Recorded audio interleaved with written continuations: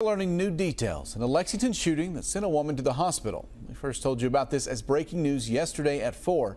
That shooting happened on Winchester Road. WKYT's Destiny Quinn breaks down the suspect's arrest citation, how police say the victim and the shooter know each other. That's our top story at noon. Victor, that shooting happened just before 2 yesterday afternoon. It took police less than 2 hours to find and arrest their suspect, Demetrius Maxbury. Police say he shot a woman in her car near the intersection of Winchester and Liberty Roads.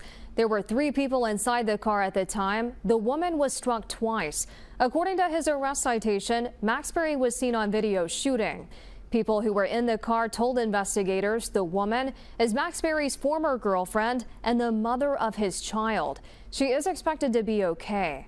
Maxbury is confirmed to already be a convicted felon and is prohibited from having firearms.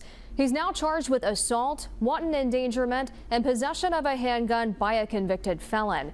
He's being arraigned in court this afternoon at 1. Victor? Destiny, thank you.